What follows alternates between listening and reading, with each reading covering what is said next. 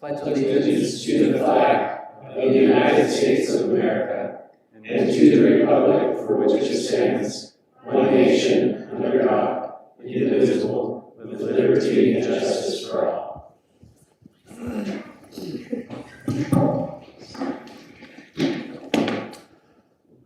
All right, Haley, when you're ready.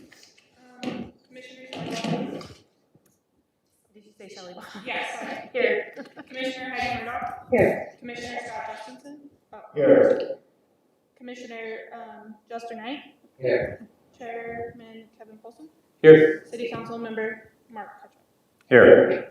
All righty, thank you. So we'll go ahead first into public comments. We'll open the lectern if anyone wants to take a few minutes to discuss any actions that are not on the agenda for tonight. Do you have any takers? You right there, man? You're in? You're good. I'm teasing you. I'm messing with you. Okay, so we'll go, and first of all, we have a new face. Not new to me. I remember you, Scott. A little bit. Not new to me. He was often over here on this side of things. Now you're on this side. It's nice to have you on this side of the bench. Very Sound good. like you still live across the street from each other. We both moved, but he's so excited to work with you. Who wouldn't be? Who wouldn't be? Well, we'll go ahead and we'll swear in Scott and welcome him on the Planning Commission. So, I,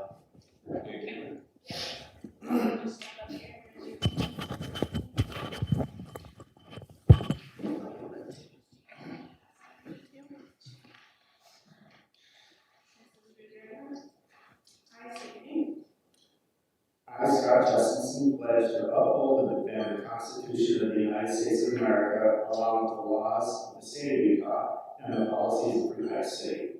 As a planning commissioner, I commit to carrying out my duties with integrity and impartiality to the best of my ability. very good. Thank you for volunteering, Scott. Appreciate it. We're looking forward to working with you. Let's go ahead. I think we have one presentation from a Scott Baird, who I believe is our friend here in the front row. Is that correct? That is correct. Very good. And we've got technology difficulties that we're experiencing. You want me here? Yeah, that'd be great. Well, I was hoping to share with you a PowerPoint presentation that I put together, but that's not working right now. So I'm just going to turn my laptop around and you can kind of view it from here. Well, I guess, would you like us to swap you to later in the meeting to give you a chance to try to get that up? Would that be okay? Fantastic. Let's do that. Let's give you a chance. That'll be better for all. Okay, perfect. Okay, so let's skip over to review and approve Planning Commission minutes from October 28th, 2025. Did everyone have a chance to take a look at that and look through that? Any feedback? I made, what's up? I said I would remember the time, but it was 2 months ago. So. Yeah. I can't remember what I had for breakfast, let alone what I said 2-3 Like months what we ago. talked about.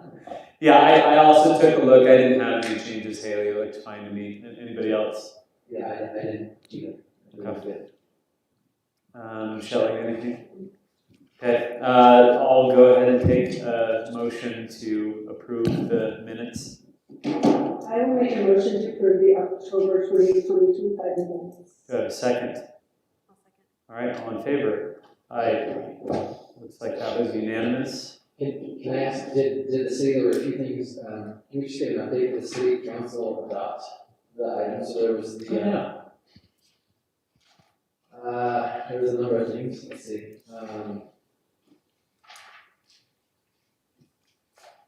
Sorry, the outdoor lighting was one. Did that go through the city council? So everything that was sent to the council went through. I believe there was just a couple changes to some of the wording. Okay. But everything that was recommended by the planning commission, the council did approve and move forward with. Excellent. Thank you. Very good. Okay, and then Scott, you still need a little bit of time here.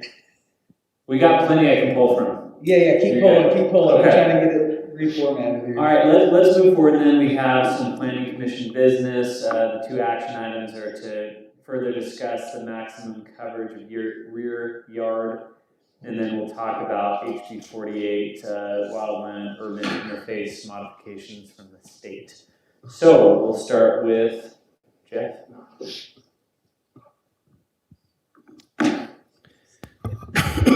It's been so long since we talked about this rear yard space. Darren, you're gonna have to help me. Why did we wait on this? Why didn't we push this forward with the other ones? The planning commission was still discussing how much of the yard to actually allow, including front yard, side yard, and also backyard, or if it was just gonna be the rear yard. And so they wanted to continue with the discussion. What is this gonna cover? Is it the 50% the whole yard? Is it just the rear yard? And that was before we continued. Okay, that's right. And then to add to that, and I put some edits, I put some proposed edits. Rather than hard surface, I propose we do impervious. I like that word just because there's a difference, there's a distinction there. And borrowing some of that language we did with the pool of having to design the area, the surface, so that it drains properly where it needs to go. Because there are hard surfaces that can be pervious now. Sure. And if I remember, I think the most popular idea is that we were talking about the entire rear yard, not just the required rear yard. The whole rear yard, which is, it describes here that's measured from the rear of the principal building structure to the rear property line. And if that's what we want to do, we want to take out the words required minimum rear yard space and call it just rear yard space.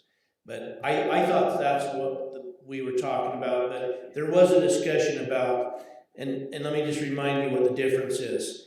You're either talking about your entire backyard, which is everything back there, or you're talking about the required rear yard, which is from your back property line, typically in 25 feet.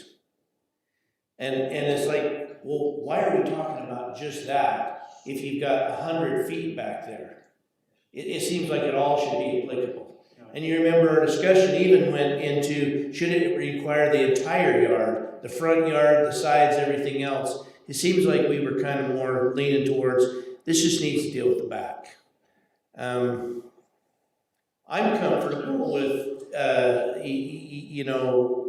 talking about the entire backyard as this area. So what's anybody got any thoughts? I think that makes sense to me. Who even knows what required minimum rear yard? Anyone reading this isn't going to know that other than. Well, They're just gonna be it's different. It's different in every zone. Sure. And then you got to do. I think people understand, and it's a lot easier to calculate. This is the whole backyard. Sure. So this is basically just saying you can't fill up more than 50% of your backyard with an impervious surface. And whatever you do, it also says that you need to direct your water to a waterway, a storm drain or a waterway. You cannot build your yard in a way that directs water to a neighbor, Right. to a neighbor's property. Because I think that was the other key thing, is that what people were worried about. For the current, this one we got doesn't. So last night I dropped some stuff in there. You should be able to see those red lines. Essentially I pulled the language from the pool ordinance, switched a couple words, and it should have it. So it says impervious surface shall be designed and maintained in such manner as to ensure that drainage shall be collected and conveyed to the public way without draining onto adjacent neighbor's property.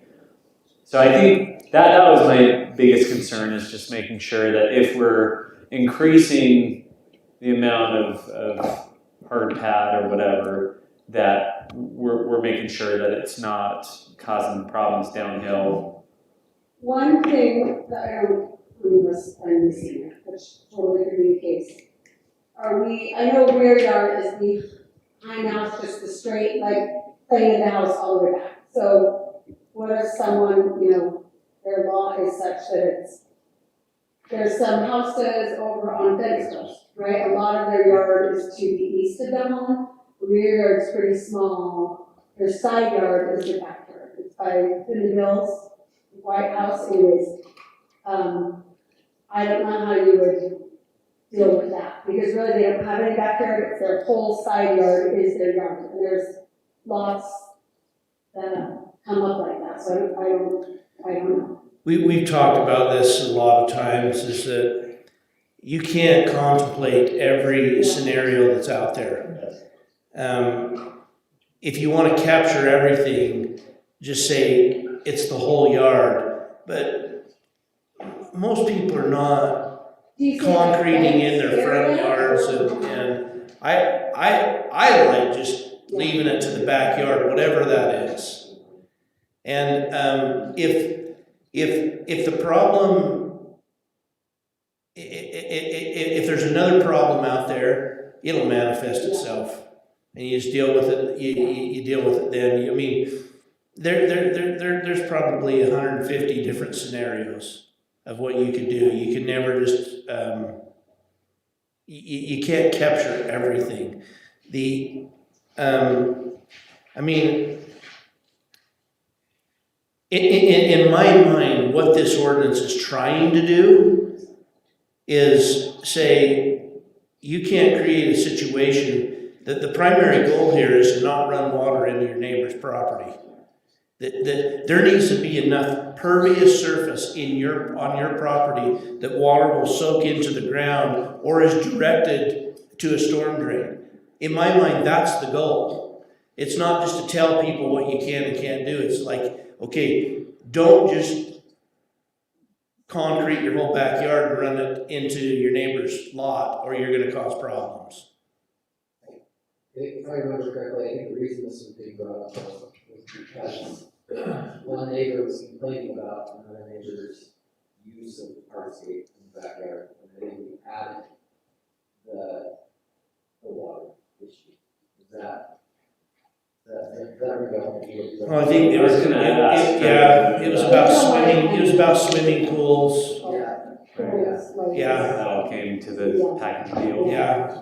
So it fixed it too. I think the water's like a supplement. Like, that's not the reason, I guess, it originally came.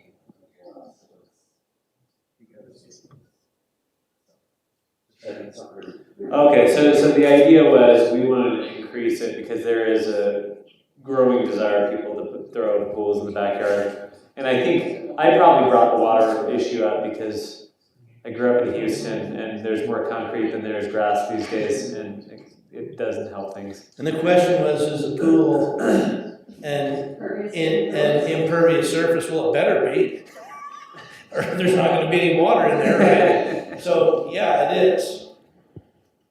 Well, if it's not an issue now, it's going to become an issue. I know the circumstance in Layton City where a gentleman has put in his pool, a lot of concrete decking around the pool, and it's over the percentage that they have, and they're making him tear it out because it is flooding the neighbor.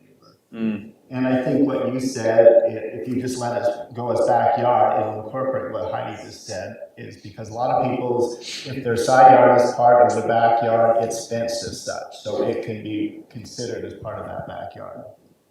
Yeah.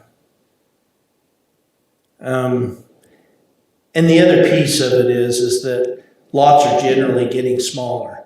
And so these things tend to get exacerbated as the lots get smaller. Yeah. I'm comfortable with it if everyone is, I just didn't, like with the changes, that Kevin made, it was just a question. So then would the plan then be, see if we can update those few changes, circulate again, prep for next month to have a public hearing on this one? So we already had a public hearing on it? Yeah, so you're allowed to still make changes and go through the process. So you could make a recommendation and just send this forward as recommended. Now, I guess the question is, does everyone right now have access to the proposed changes? I want to make sure everyone, Because if not, then we can certainly have everyone digest it over the month Yeah, I don't think it's an emergency. and push it up in February. I mean, I really like my changes. I'm a big fan of my words, but as I've learned from opposing counsel, they're not always a fan of my words. So.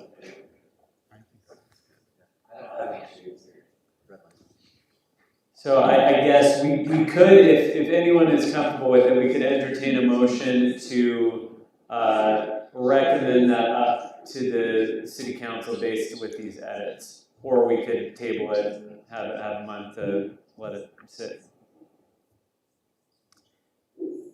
How does one prove that they are diverting their water away from their neighbor's house? Proof is in the pudding, I guess, next week. Will they be required to submit a site plan for approval? That's a good Will they question. have engineered so that it shows all of the drainage? Well, And I say that because I don't feel incredibly qualified to change from 25 to 50, because I'm not a civil engineer and I don't, you know, I can't qualify what those statements will produce. If that makes sense. you might have a site plan if you're putting in like a swimming pool, because that requires a building permit. But if you were just putting in like a basketball court, not necessarily. So my thought with this language, specifically that last line, is this is more an enforcement tool. It's going to be on the back end. It's going to be neighbors saying, hey, it's really soggy near me now because of all that rain coming down that driveway you added or whatever it is. And then that gives the city something to say, hey, actually, you've got to take care of that. You've got to curb it up. You've got to do something to. Aren't all the new lots, so everything east, their site plans and landscaping has to be approved through community? Yes. So like anywhere with sensitive land would already have a Yes. secondary It would. catch, right? They're not. Yeah, total landscape plan, everything. Yes, so like those lots are cut. Yeah, drainage is first and foremost on those landscape Yeah. plans. You would know. I would know. No, just like an area where it would be an actual major Yeah. issue. This Yeah. rarely comes up. Rarely. If we didn't talk about this again for a long, long time, it wouldn't surprise me. So, I'm comfortable with the language and sending it as for your changes. I think I have a motion and a second then. It's just who wants to do which. I will motion to approve, the name. Do I have to call by its official name? It sounds better on record. You guys, I gotta start wearing glasses. The maximum coverage of rear yard ordinance with the changes proposed by Kevin. Did I say approve? I said approve. Do we have a second? I make a second. All in favor? Aye. Aye. Any opposed? Fair. We'll note your disapproval. So 4-1. No, I totally. Maybe it's a good idea to say something like. For the record. Maybe it's a great idea that if you're planning on putting in a basketball court or a pickleball court, like run it by the city first, so that you are not non-compliant, and then you have to tear something out because all the water in the pool is splashing into your neighbor's yard. I would think most landscapers, I mean, most people aren't putting the pickleball court in by themselves, so most landscapers are aware of city ordinances and will, like, they're all, I would say. I would think it'd be someone that's like, I'm doing my own pickleball court. But besides that, most people are pretty aware. That's a good note for the city council. And we have two of the members here today, which is Or helpful. no, people just do it on their own. They might be aware. Okay, the landscaper I used was aware. Maybe nobody else. Pools require city permits. but Yes. Pickleball courts do not. no.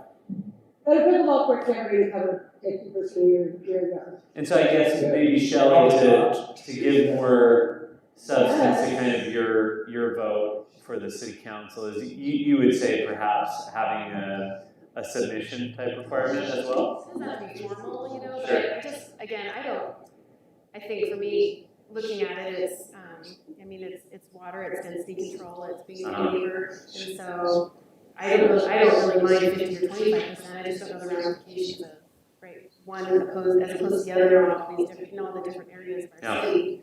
And maybe it's a good idea to just run it by the city first before you. Sure. All right, good note. Well, we have three city councilors here. Yeah, so there we go. We're in good shape. You guys got the message. Okay, very good. I'll be eager to hear what the city council or what they think on our recommendation. We're in, Scott? Yeah, ready to roll. All right, let's go back to our presentation from Scott Baird. Thank you for joining us today. Thank you so much for your patience. I appreciate it. And thank you so much, Haley, for the help in getting this going. So we should have a presentation that's going to come up here in a moment. So this is a proposal for a rezoning of a few parcels. One that we own, two are parcels that are owned by the Hidden Springs Homeowners Association. So, little delay.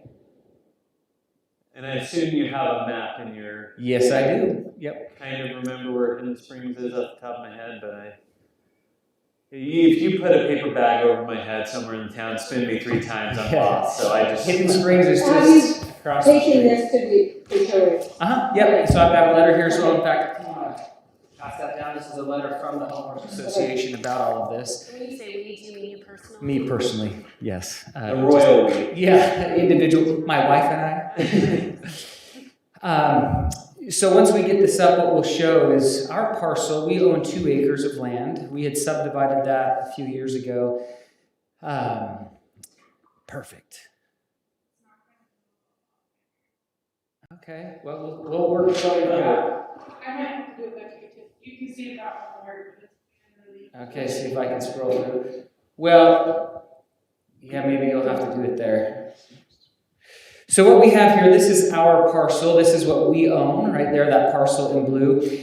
Just to give you some orientation, as you're driving up Mountain Road, there's the Welcome to Fruit Heights City sign as you're coming up from Main Street, Mountain Road. Right after that Welcome to Fruit Heights City sign, there's a black mailbox. That's our driveway. That goes down into this parcel.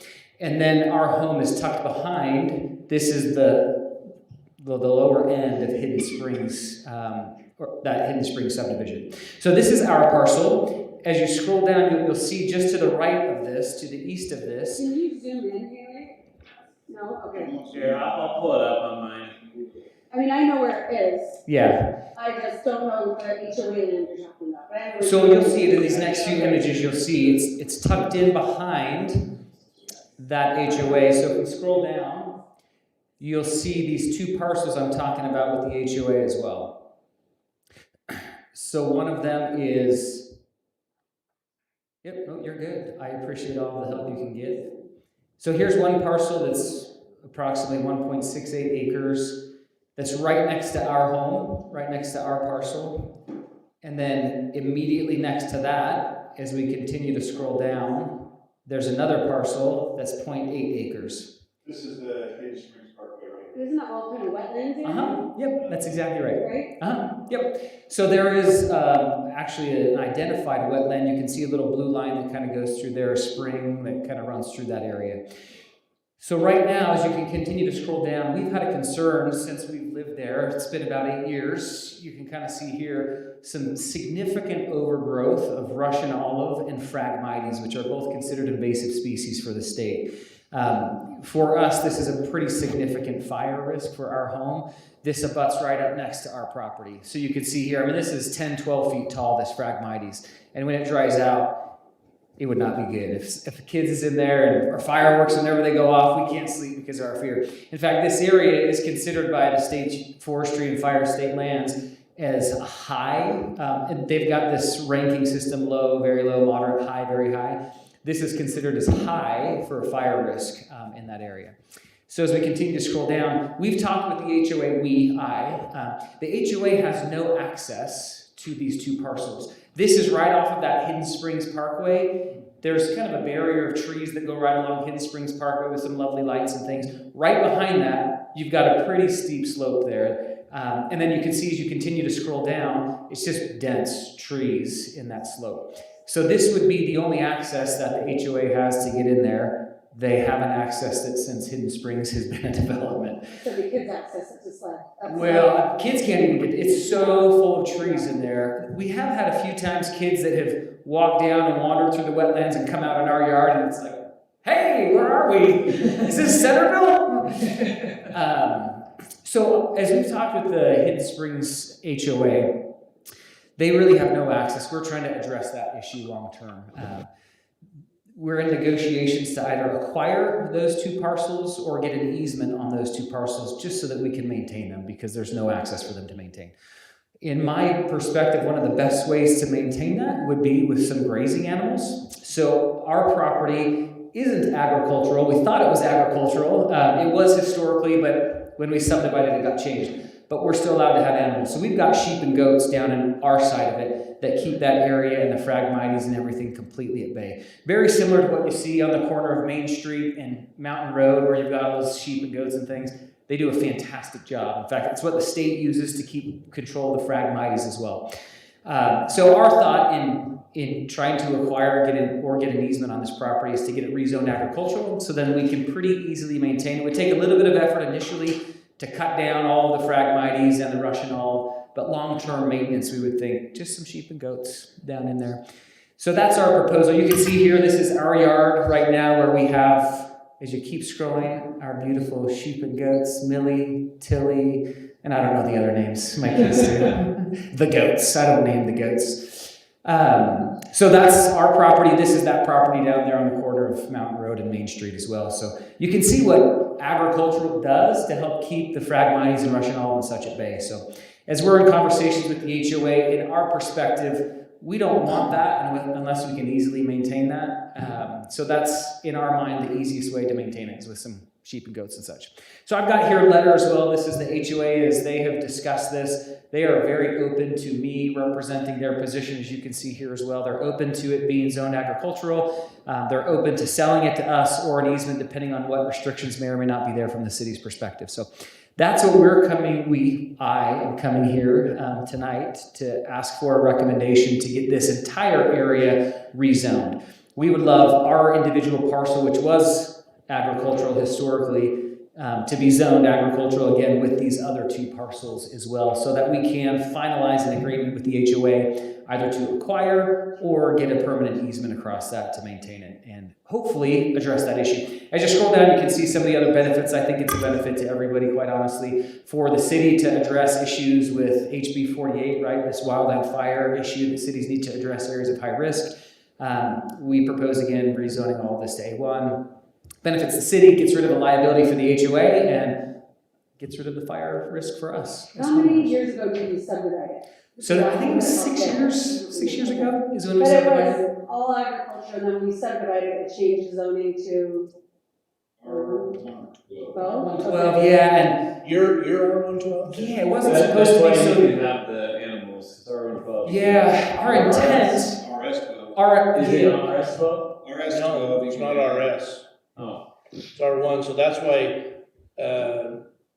that's why they. but why would It it needs to change if rezone. he subdivided it? I get the new lot would be changed. so it wasn't, our intent at the time was to keep our lot as agricultural, And and there's a minimum requirement of 2 acres, so we kept ours at 2 acres so we could keep it as agricultural. Somehow in all of this, they both got switched over to this RS12. We just found that out as we've been going through this just recently. So we'd love that to be returned back to agricultural and these additional 2 because they just pieces. rezoned the entire area, Yeah. subdivided it, and Yeah, and our neighbors right next to us are agricultural as well, right on the other side of our driveway, all down in there. So, yeah, for us, it's fixing what we thought wasn't ever really a problem. We thought we were agricultural all these years. So putting us back to agricultural and putting these other 2 parcels as ag as well. So, yeah. you don't know whether you're gonna buy it or get an easement, it just depends on. Yeah, so we would what are like the to. limitations? So one of the biggest concerns, not concerns, but hurdles for the HOA is in order for them to sell, they have to get, I think it's 67% of HOA members. Which is like a door-to-door. Yeah, exactly. To approve it, not just 67% of respondents, but 67% of all HOA members. So that's the only hurdle that they've said they're willing to sell. They'd be thrilled to sell. They have no need or use It for it would to just liability. require you probably to go door-to-door. And I'd be thrilled to go door Would to we door. have to change like the RV tile ordinance? Yeah. We have to go door to door. Yeah. And we're willing to do all that. We've shared with the HOA, we'll incur any of the legal costs for recording fees or anything else, so. Having been the president of that HOA before, there's about 192 units in there, and you would want to work all this through the attorney for the HOA so that vote, because it's going to take that percentage vote with all the membership people owning that property. Yeah. But I'm perplexed on if you don't realize your zoning was changed, that would have had to go through this whole process through planning and zoning, city council, and I'm not sure where it fell apart, you not being aware of your zone change. So it was all, I've gone back and looked at emails. I've got emails between me and Jeff and saying our lot is supposed to stay agricultural. This one that we subdivided was supposed to be the R112 or whatever it is.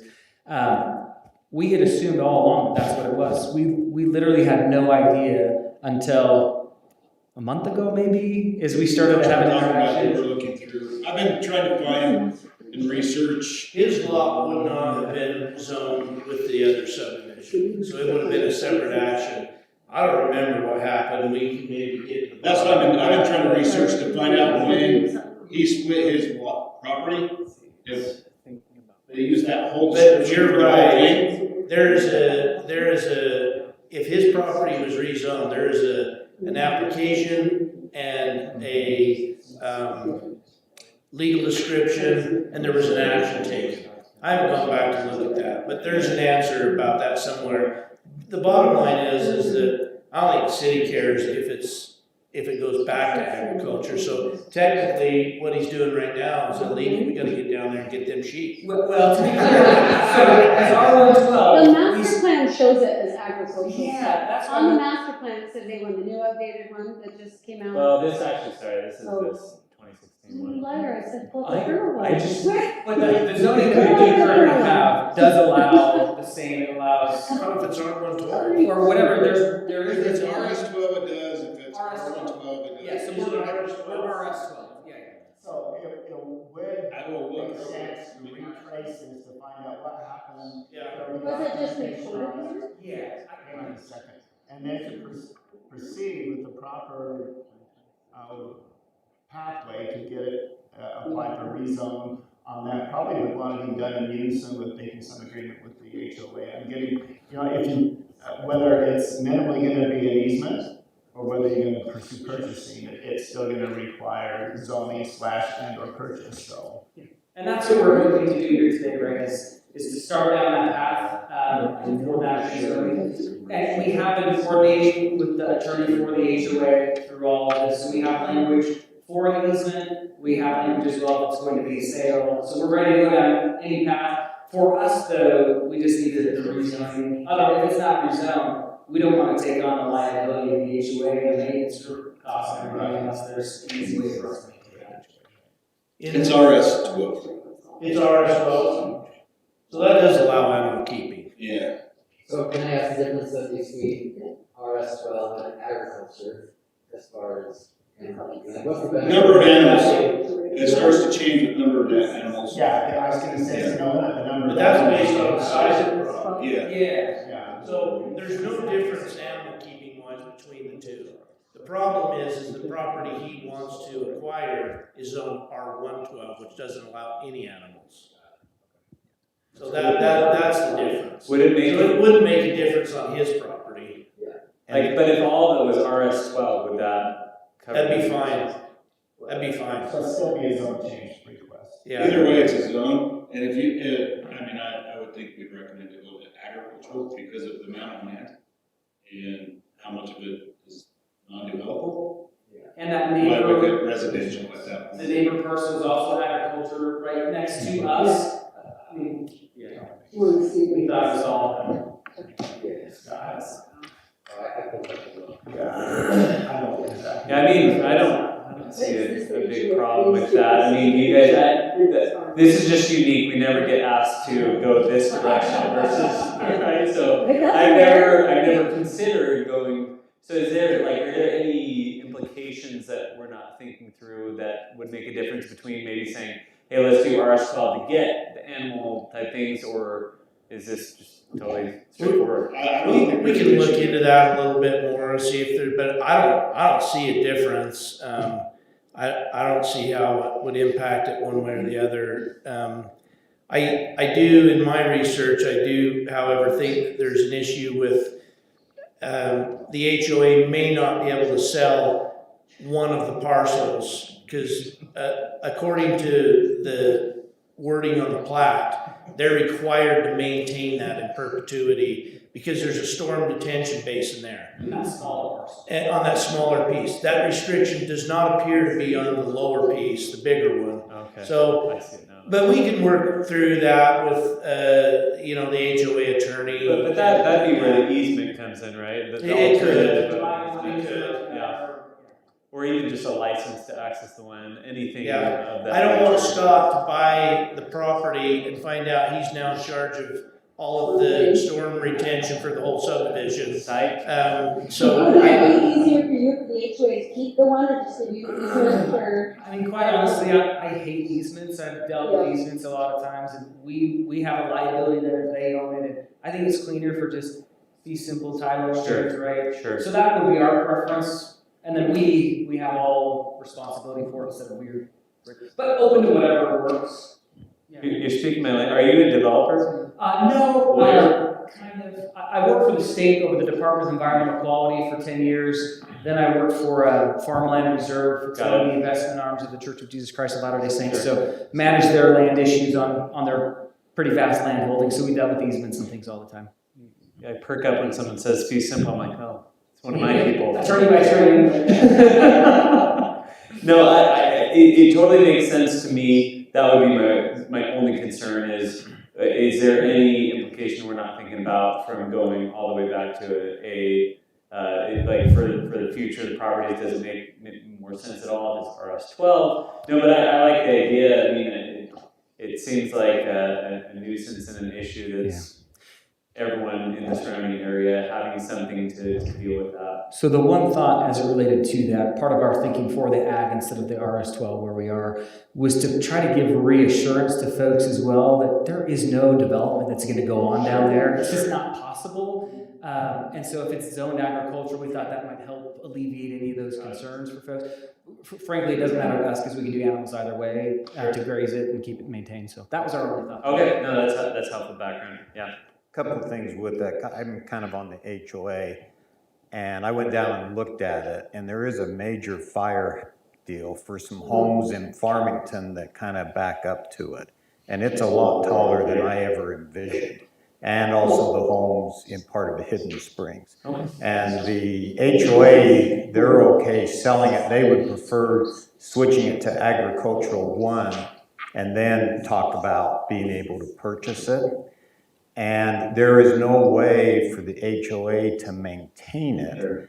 If the HOA is forced to maintain it, then they're going to probably have to try to drive equipment through his nice grass yard, and that's not going to be a feasible thing. So to me, after looking at it, it makes a lot more sense to be able to go A1 and have him purchase that from the HOA. And make it clean for all the neighbors there for fire hazards and everything. Is the storm drain like a retention, like storm drain retention, like the lines from Hidden Springs come down and? There's a pond there. Yeah. There's a detention pond down there that's never been. The rationale is sucked up all the water. I mean, truly, as you go down, and I've climbed back in there with my kids, and you can see where that retention basin is, but it's not acting really great as a retention Right, basin. and there's retention basins all the way behind all those homes coming all the way Yeah. down. Yeah. Is any part of this designated wetlands on that side? So Yep. Which again is part of why this can never be developed, right? Trying to eliminate any concerns that folks may have. Sure. Yeah. We would likely work with the Army Corps of Engineers because it is a wetlands to try to drag out some of that so that it's easier for us to maintain and for animals to get on there. You can do that through its tiling. It's like that black storm water drain stuff, right, that you can put in and funnel it to the main stream. So the whole thing isn't designated as a wetland. Really just there's a main stream that goes through there. That's the wetland area specifically. So That's helpful. I don't see any big problems. So I'll be curious if you guys have any other feedback. But yeah, I think that makes sense to address this, in the next meeting or two. We would have to have a public hearing, get notice out to the neighboring properties, but yeah, that makes sense to me, unless anyone else has any other questions, thoughts, things that we need to investigate and research. No, I think I'm curious on the process. So from here, you're just taking the temperature, and if planning commission supports, which I think the idea is, I support the idea, but then you are not the owner of the property, so the owner's representative would Yeah, so initiate. this letter, they've kind of authorized me to act on their behalf, yeah, to speak for them to get this rezoned. So I'm leading the charge. I'm trying to defer any cost to the HOA or their attorney or anything for all of this. So yeah, I'll do the application, bring it to the city council if we have approval and recommendation here. If it is approved and changed, then we'll begin those negotiations. If we need to replat it, if that's the HOA's preference, great, we could replat that as well. Yeah, I mean, we're happy to do whatever. We just want to address it in the right way, long term. That's part of why I don't love easements. I just want to see, like, let's fix this permanently instead of coming back again and again and again. So. And you'll have to go, you were saying 67% of the people. Yeah, if it were to be an acquisition, the HOA board can approve an easement independently without the whole approval. So, I mean, we would assume let's go through it. I'll go door to door with my kids, whatever. If that doesn't work, then we'll do an easement. Okay. You bring up a good point though, because this letter is really just a recommendation from the HOA to move forward. They are not a party to this, or he's not a party to this at this point, so it would need to be done with the attorneys and have the appropriate owners be on board with this. So. Well, So if you'll read, it actually, yeah, it does say they're happy to have me represent them. Obviously, for any agreement, Any Yeah, identifiers. and I would involve attorneys to make sure that you're doing that the right way so you get it done. Oh, yeah, and all that is outside, I think, of this, once it's agricultural, right, the rezoning happens, then that easement, that contract, all that is completely independent of, city council and planning commission, so We you don't wouldn't have to worry about any of that stuff. legally have to have a representative from the HOA present to rezone their land. A letter is fine. I don't know the legal, like, Well, if I don't they- know. When they own the property, they will be the ones who have to sign the application. Yeah. Yep, Yes. yep, yeah. They'll No, have to- I they have don't. to sign off on it. yeah, so I would be the runner, right, bring it to them, get it signed, pay their attorney for review, and then, yeah, bring it in for them, so. Yeah, it all makes sense to me. Should we recommend to move it to a public hearing, or are there steps we need to do before? There's still steps that we Okay. have to do. We can start working towards that, but we'll bring it back. It definitely has to go through a public hearing. There has to be a recommendation from the planning commission, but, the city council is the actual one that would be doing the rezoning. Yeah, so I mean, hopefully that gives you what you need to go back to them and continue the process, and we'll be ready to entertain whatever sort of proposal. Yeah, I guess, and that's a process question as well. My understanding is the planning commission would make a recommendation to the city council so that they're the ones that make the final determination there and to get the public hearing and such moving forward. So if that is, I mean, that's what we're seeking is a recommendation from the planning commission to the city council so that we can then have this review with the city council. I think once they approve it, then it's the public hearing, or maybe it's first, yeah. Yeah, so. So whatever we do the application. So this will go through the application and the public hearing will go through the planning commission. Perfect. And then after that, they have the opportunity to say, yes, let's move forward with this. They have the opportunity to say, yeah, we recommend it, that's it. If they recommend, yes, let's move forward. Great. It goes to the city council, and the city council is the one that actually votes on the change of the land for the zoning. Yeah, if you can get their application I'll to get that to there, them tomorrow. Yeah. and then I think, he can bring it to us, and then we can set a public hearing, recommend up, and then the city council can We'll go through the first. bless it. Yeah. Okay, thank you. Just no application to rezone, that's the next step. And we'll, with this understanding, we'll do that application for rezone on our parcel as well, which we just assumed was ag all along, so. And so that would technically then be two different Yeah, one for applications, me, one for them, one one for the HOA. HOA, yeah. Cool, thank you, great presentation. Well, sorry, it wasn't as great as it could No, have. it's great. Thank you for your patience, I appreciate it. I appreciate your time. Good. Okay, thank you, Scott. We'll move back into our planning commission business, 5.2. We'll talk about HB 48. That's our new wildland urban interface modifications. Are you pulling up the map? Let's pull up the map. Yeah, can you zoom in on it? Zoom in on it. Haley, you can switch to your map thing, and then just click on the high risk. Adopt whatever language and some sort of Look map. up. I think you got it up right now. So. It looks like that, so it doesn't look like. Oh, There you go. very good. I see the. Nope, don't click on that one. Nope, on the map. And this map, is this the states, they put this together? Or? Yeah, so this map right here is the current map that was put together by the Forest Service and the state, State Forest Service / lands, talking about. How come we can't see anything? If you scroll down, I'm gonna tell you, there's two different things. I just got off the phone with the league before I came in here because there is legislation that's going to be starting. They already changed the map. Oh. And introduced changes to it. And as I was talking to him, he said, the first thing you want to do is just bring out the high risk area, which is just this map right here. So you can, and if you zoom out, it will. It'll eventually show up. It eventually should show up showing some red in those kind of areas.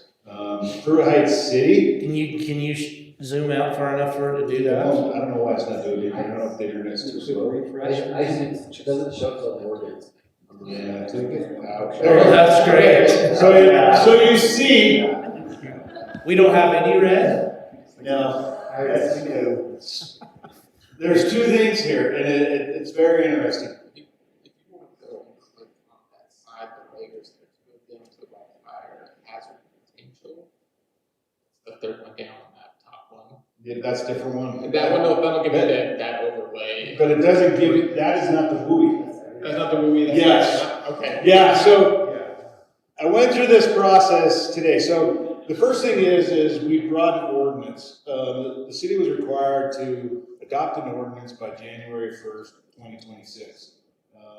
The state put out a map in like September, and everybody was like, what are you guys talking about? We went back, took the map back, and said, all right, we'll have you a map by October. And then we'll have you a map by October, or November. And then they had some meetings and said, okay, we'll have you a map in December. We got the map in December, like they said. They also held some open houses, and they got taken out. I mean, the people were just very upset, very this. Legislators kind of heard that a little bit. So they've got some new legislation going this year. So if you look at the high risk potential, those are kind of the dots. There's nothing in the city? Okay, we go back to that other. Yes. Now, there is something in the city that once we move down to the WUI part of this is this one right here. Yeah, that's the one I mean. But you're saying that doesn't apply? Well, they're changing it. So, Now zoom in, now zoom in. I gotta get to Fruit Heights though. So it's about here. I thought this was the map. So, Click on the reference, go down to county boundaries and then municipal boundaries, and it'll give you your outline for the city. So down, Okay, just down down Fruit Heights, the though. municipal boundaries will also give you an outline of Fruit Heights. So, where's that one at? right up one, down, right down one from there. Right. There you go. And then go to the shader that's that eyeball above it, and then you just drag that down a little bit. So. This? Yeah, go to the left, click on that, and then drag it. Yeah, it's not the most. It's not, this is not. It's not. User friendly. So I'm gonna tell you, so, as you can see, I'm just gonna walk over here if you don't mind. I can see the city boundary. Yeah, moderate is 4, okay? 5 is the beginning of high risk, or I would say high, as far as that. That boundary line is about 1800 east in Fruit Heights. So 1800 east, drops off, and it kind of dives down in a couple different areas. And there are a couple of little areas that dive down into the city. That's the red. That's the 5, which is Does high. it come by like Youth Court, like my street? Yeah, so like over in your street, there would be a 5. Okay. If you type in the address, it's gonna tell you high. So, Scott's address is like 279. So stop high. But, no, actually, if any of the council has, or Just a minute, she's gonna type it over. look it up, or you bring it in, you can move it around and go to all Fruit Heights and see all the properties. All of the bench is in Fruit Heights proper is yellow, moderate, with above that being red. But if you go to anywhere where there's trees, it all of a sudden becomes high, or extremely high, or anywhere where there's buildings. Because they consider anywhere one building can spread another is high risk. So that's literally gonna be any subdivision anywhere. But east of or east of your street is pretty barren, isn't it? Yep. I mean, there's not big trees, there's And my concern, nothing big there. The funny thing is the golf course is high. yeah, well, because there's anywhere where there's trees, it shows anywhere where the non-disturbance zone is in my subdivision, there are pockets of extreme. So there's Scott's. You want us to put it in, No. yeah, Scroll down. let's see. Where's Scott's house? This is dot, Right there. That dot. that dot. So it's gonna be, one more, right on the very edge of moderate to high on the map. Now that's kind of right where the border is. The state is saying with their law, from my understanding, is, so this has to do with building codes. It has to do with the wildland urban interface building codes. Right now, the state has 2006 is what they have adopted. They're gonna move that to the 2024. When? This session. Okay. So this session, they're probably gonna have a switch to that, but they also, along with that, have now said that a city can draw the Woolley map. They can't bring that building requirement into any lower sections, but they can move it anywhere within that 5 to 6 range. 5 to 6 risk. Yes, and make that the boundary for the Woolley map. So where you're saying Scott's is right here on the borderline, the city could actually come up here and say his backyard is now border. And he would not fall into that Woolley. Can we just have that authority? Just carte blanche? That's the way the state's. If you're in the fringe, like 5 or 6, you could just say, Well, once you start in that position, you're gonna start creating issues. Well, we have these 6. But we have no 6, we have 5.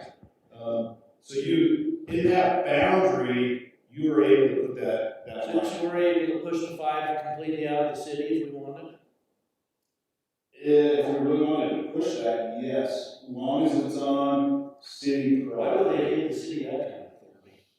As long as it's not city property. Yeah, it has to be city In the property. city boundary. It has to be within the city boundary. Okay. So Which is it's, basically the back of the Yeah. development. If you go south on 1800 East, the city does own property. Yeah. It won't be when you get, no, this land conveyance. it's still, because that's up higher, that's still yellow.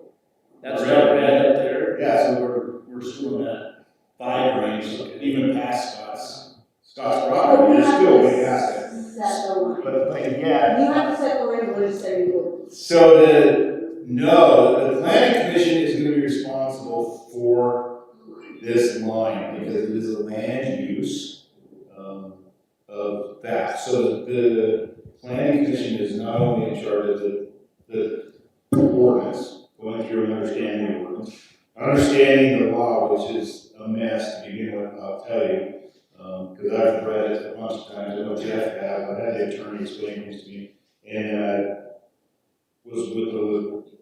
LPC Tuesday, was a big discussion, and I was on with an attorney tonight, one more time, trying to figure out how they're justifying this and how to work forward with this. So, the responsibility is going to actually come down to the planning commission. We have an ordinance put together for you guys to study and look at. And this is a draft ordinance that they've sent to all the cities, right? No, this is Is this specific to Fruit Heights? This is a Fruit Heights ordinance. But this is the same, are they sending the same draft to everybody? I have our attorney go through it, help me put this together. Okay, so he put this together. Yeah, so this is for Fruit Heights.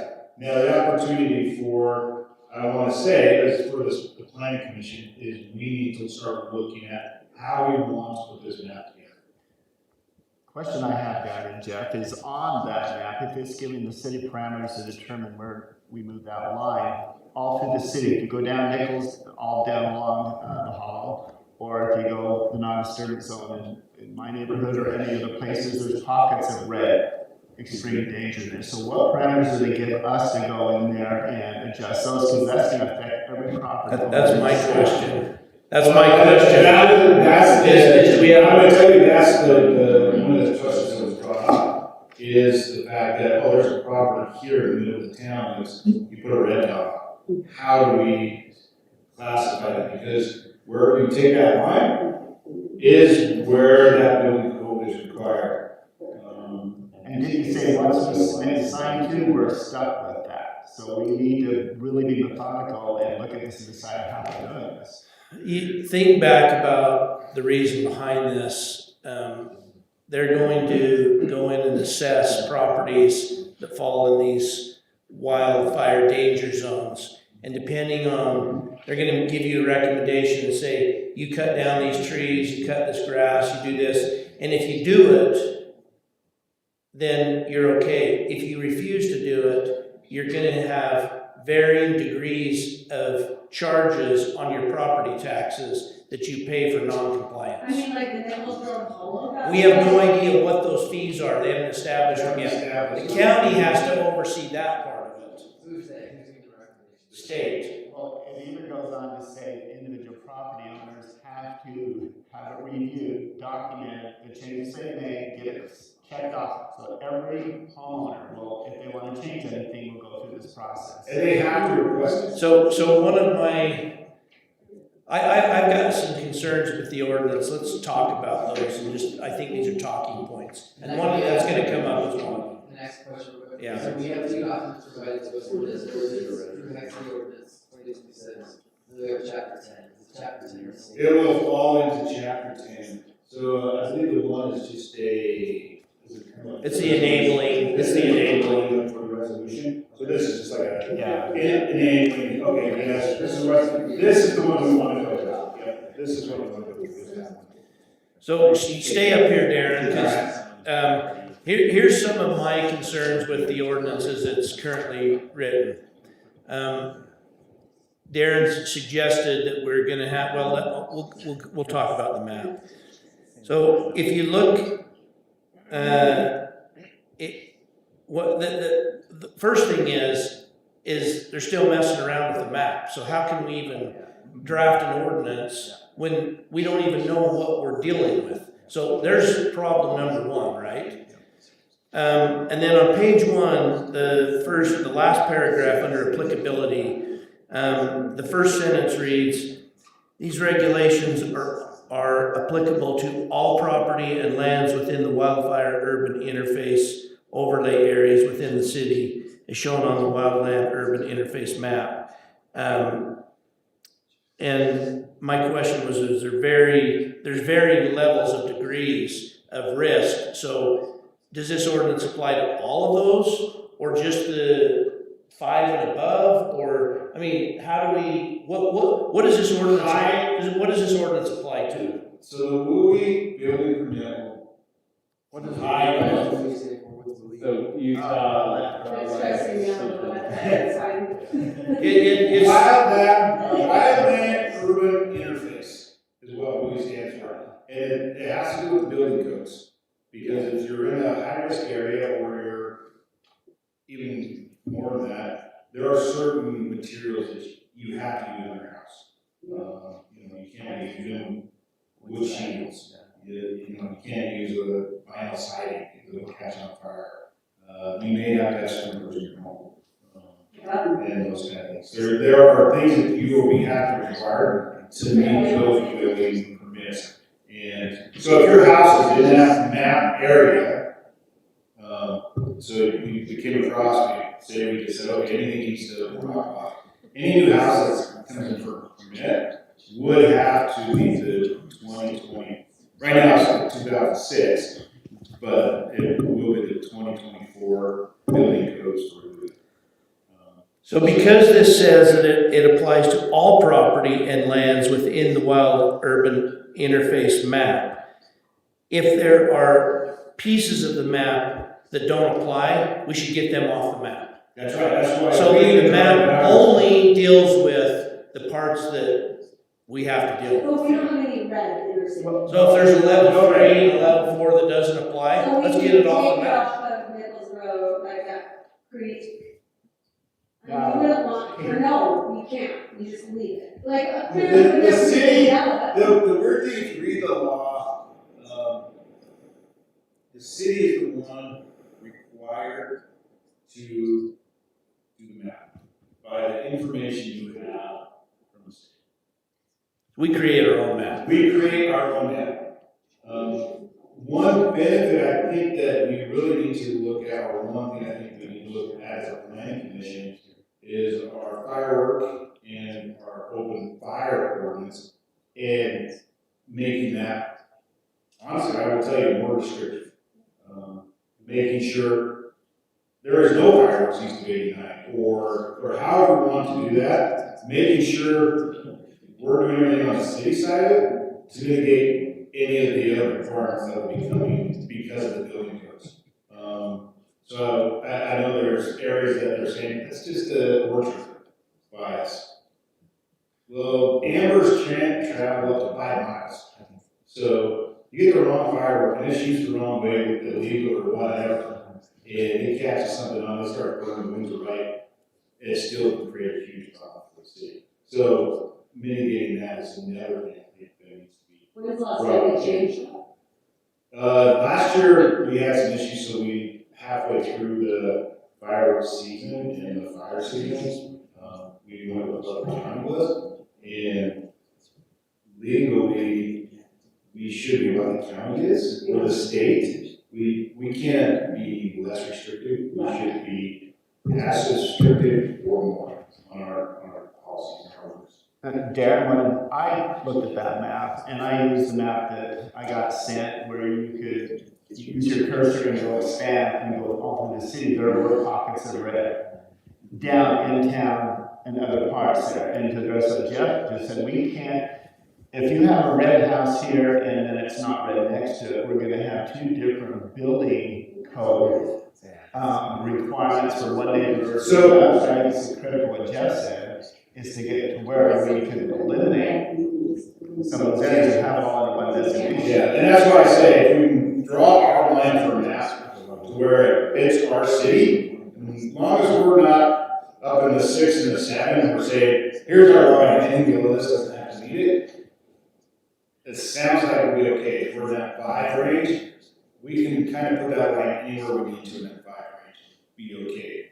As far as here's where we determine those buildings. And then we mitigate other ways, we just want state oversight. Yep, and then fees when it's on this. then we continue to do the litigation. I think we probably need to work on the map first and then the ordinance second. Is there real? Because there's things in this ordinance that are not addressed, that need to be addressed. It's foreign to me that the city has the power to move the map wherever they want it. Because why wouldn't we just move it out of our city and say, none of this applies to us? I mean, there's people, the fire warden of the county's gonna let us just do whatever we want. That don't sound right. Well, when I read what the state put out, it actually did, it's leaving that, fine tuning upgrades in the city. But like Darren said, if we do have that authority, we should make every effort that we can, that we are allowed to say, let's move this away from any houses so we don't have to deal with it. Because the impact is going to be on the residents.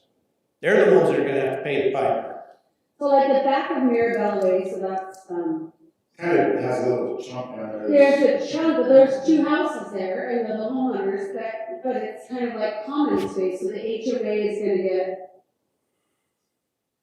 fined or have to cut trees down? No, it'll be the property owner, yeah, they will. But that area, I think the HOA is kind of the common space area behind there. Where it's really gonna affect people is, and these maps are already out to the general public, it's gonna, and insurance companies have already got hold of these. These maps are incorrect, they're not, I mean, I have a house in St. George where insurance was already canceled because I'm in an extreme, in the desert, I'm in an extreme area.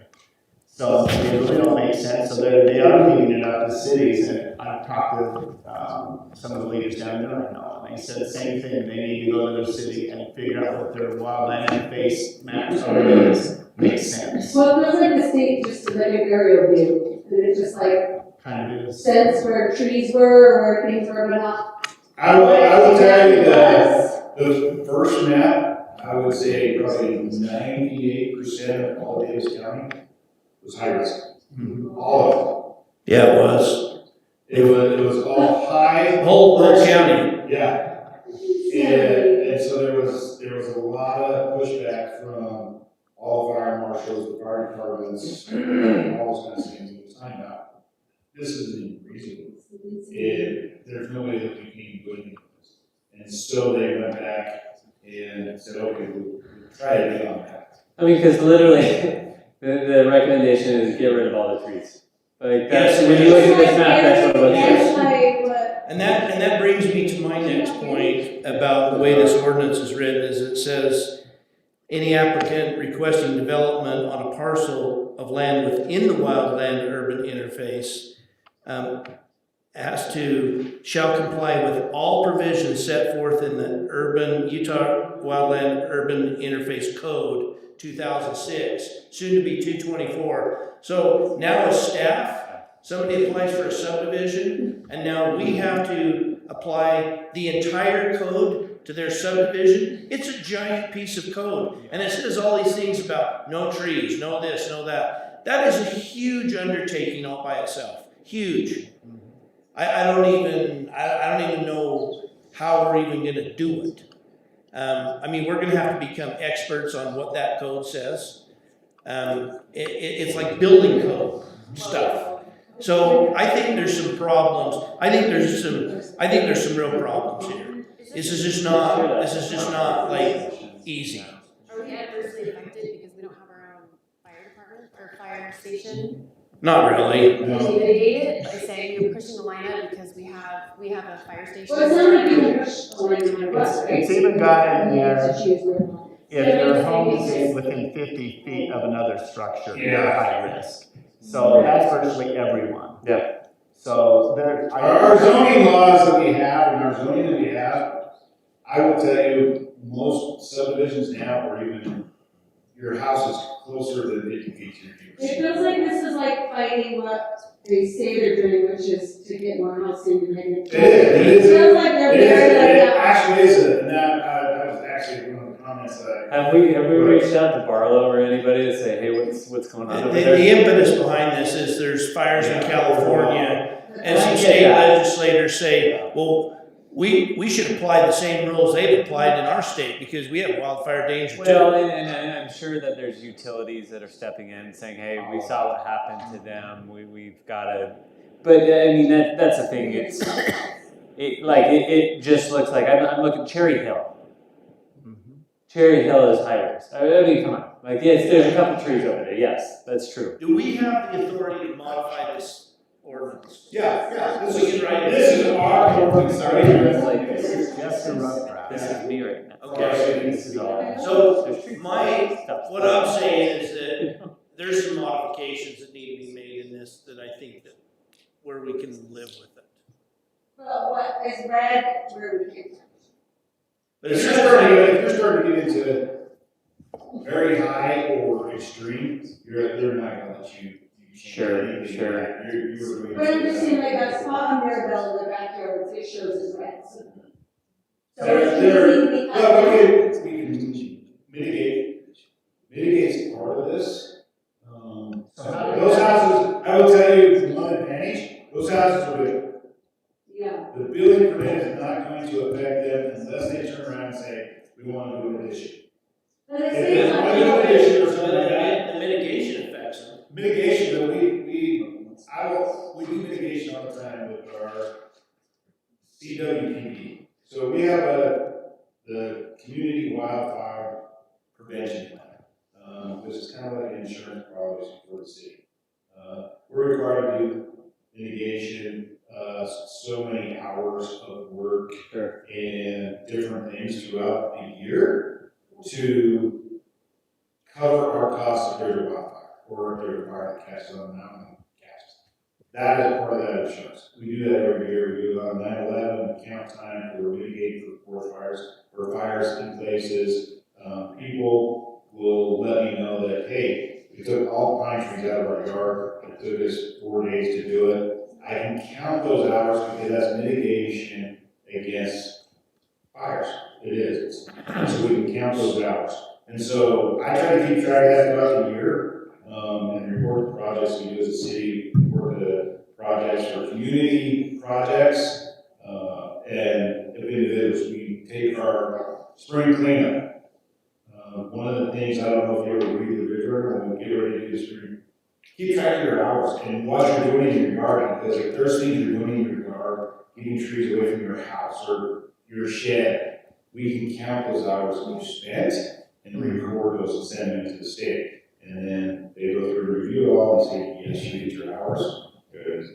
Then we're covered. And then we do the same thing with all of them. So on the property tax piece, help me understand that piece a little bit better. So the state came out and said, part of this is we're gonna charge a fee to anybody within that zone, and you cannot have it reviewed for 2 years. And we are gonna charge everybody money for those 2 years. Now, at the end of the 2 years, you can have your property inspected if you request it. This money is supposed to help with paying for some of the costs to have somebody be able to come and inspect your property. Every single property inside that wildland is gonna be inspected by somebody that knows what they're doing. And they're gonna go in there and they're gonna tell the homeowners, you gotta cut down these trees, you gotta cut these bushes, you gotta do whatever we say you've gotta do. If you wanna meet the. And then homeowners are gonna scream bloody murder. But they'll have a time They frame got essentially, 50-foot pine and trees you that have, say they gotta be cut down. you have a quarter of a year to. So you can say, okay, I'm gonna comply. I can Comply. make, and it may cost you $100 a year. You can say, I'm not gonna comply, and it may cost you $1,000 a year. Nobody knows. It's gonna be assessed on your property taxes by the county. We don't know what the assessments are gonna be. But your residents are gonna be in here in City Hall saying, what in the world is going on? Well, one issue about that too is, say you say, yeah, I cleaned my whole property out, it's ready, come and inspect it. Your neighbor's property is within 50 feet, You can't. and they haven't done anything. It doesn't Everything you mean- mitigated on your property will not count. Unless your neighbors are complying. Unless your neighbor is doing the same It's so thing. crazy. Oh, man. I mean, there is a Great. bill right now that's Yeah. like, that says, isn't there a bill right now, Tim? That's like, cities all have 30 days to approve, and if they don't approve them or deny them, it's automatic. Like, that Yes. doesn't even make sense, how could you even process a subdivision, Right. that fell in one of these areas in 30 days? That has to do with subdivisions, and now they're adding it to, building permits. Here's my recommendation. That I if mean, you it's don't, just like, I don't, what, pick a side.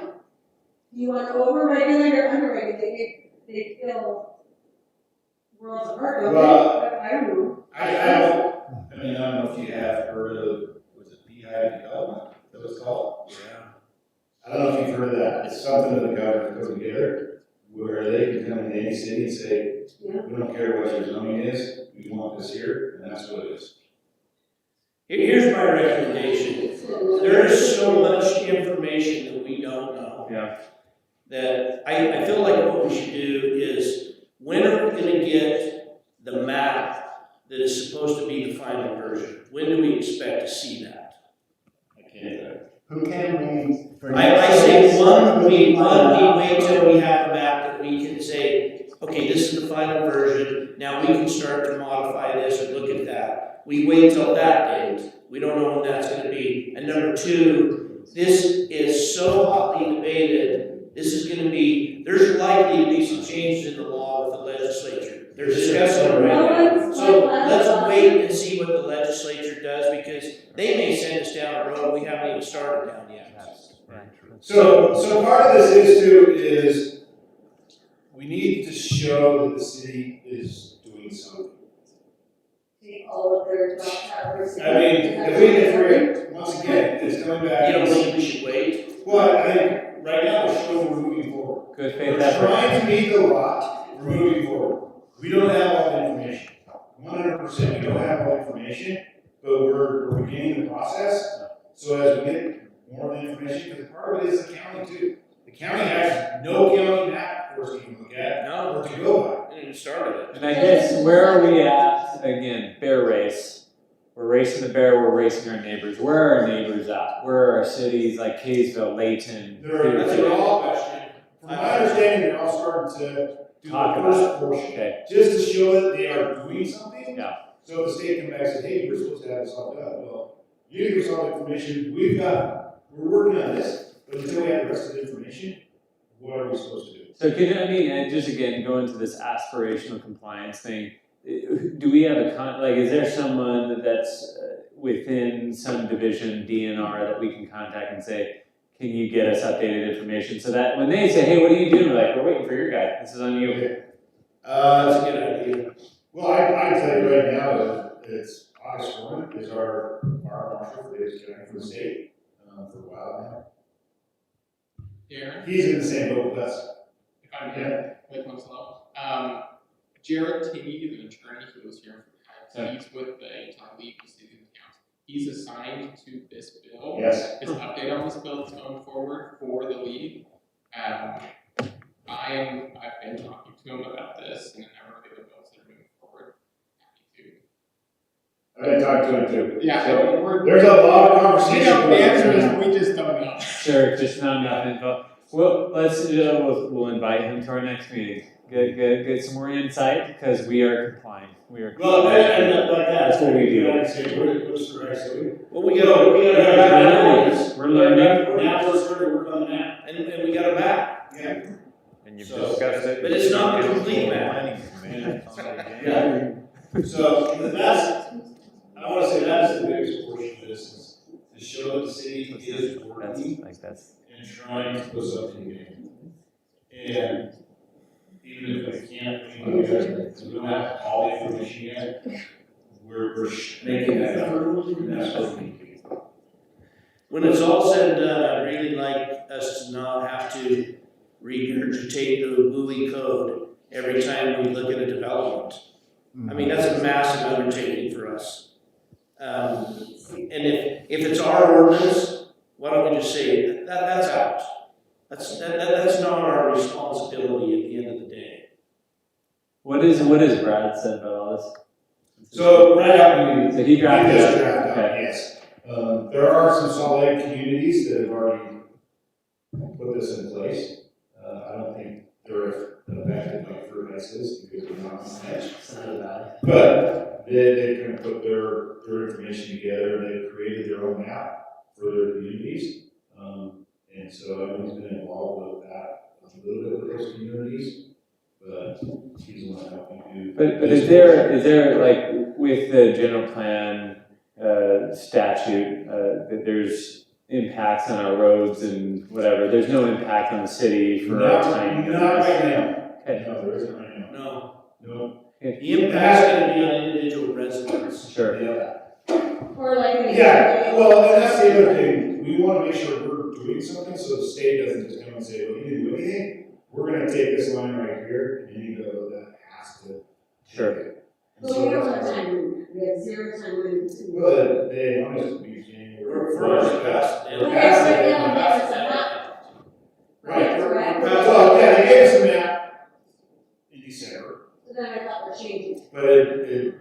understanding there's gotta be some change to it because, once again, first of all, it's not really usable because of the way it's drawn up. So right now, anyone in these little red pockets, in the state's book, that they're tagged with this penalty.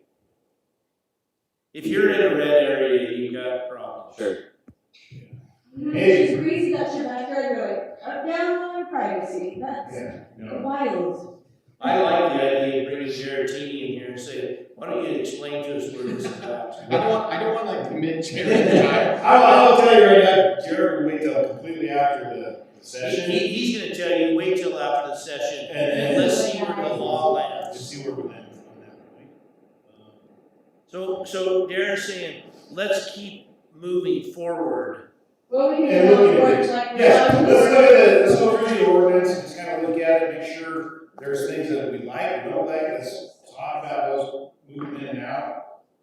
I get there's the map portion of it, and that's gonna be the most challenging part of the planning commission, is the map portion and understanding how we can draw that line in the city to benefit our residents, but also to make sure it's safe. Just like leave a few dots so we can put there and then take everything. I think the big thing is to remember houses that are already built, unless they come in and have a building permit for like a remodel on the exterior, or they have an addition wanting, it doesn't affect. It does too. Can I- They're gonna be assessed. They may be assessed, They're gonna be assessed. but this WUI code does not, because it's a building code. But if they're in the wildfire area, They they're could be assessed. Can I ask a couple It's not clarifying? good, it will, right? Depends, well, no, it's still, I'm telling you, is it gonna be high or is it gonna be the next step up, right? Yeah. That's where the assessments come in, and that's still another part that hasn't. There's too much information, we don't even know. Can I ask a couple clarifying questions just to make sure I understand? So, it seems like the reason the state is, at least what they're saying, is that they're trying to reduce risk. Yeah, Risk of fire. yeah. That's what the state's intended Yes, to do. their intent is, yes. Okay, and then it sounds like, just taking notes from the last 15-minute conversation here, seems like theoretically, there's gonna be potentially be requirements on the landowner to mitigate risk of wildfire on their property, whether it's new construction or existing. Yes. It sounds like there will be development requirements on new construction. And it sounds like there's a potential increase in taxes if the property falls within zones 5+ on the map. Is that, as far as we understand? I think so. I think it's 6, I think it's very, very high. It's right at that ballpark. Yeah, I think you got it down. Yeah, and there will be fees, We just don't know what they are. A it's gonna be potential, like square footage was one, and then they come back and say, Acreage. no, it'll be by acreage, and then they come back and said, no, it's just gonna be a flat $200 or something like that per home. that's That'll the be added to their county's property. decision. The state's decision, the county has to enforce that. State division of forest fire and all that, and then they're pushing it all onto counties to say, you're gonna enforce all this. Yep, you're gonna. So then the county takes that portion of the tax and sends it on to the state. Yes. Okay, got it. We have to collect it. But Claire, like the Manning Orchard is flagged as, I don't know, looks like a 3 or 4. The trees are. So if it was developed, That would be mitigated. it'd be mitigated by getting rid of the trees. And then the state's not involved, or if it's there, it's automatically falls into it. That's my question. No, I think right now, it's already out of moderate, Yes, so it's, you could just. it's not included, moderate is not gonna be. And that's gonna be my point moving forward, is that if there are areas that aren't affected by this, let's get them off the map. Yes, I'm saying, that's what I'm saying now, it's easier just. If three, Yeah, just remove it. if 3, 4, 5 doesn't apply, let's just take it off the map. Yeah, draw our line where we need it to be. So, I will continue to do research on this. I know Blake is listening to it at LPC, because it was a huge discussion this last week. It was. But, and you're correct, the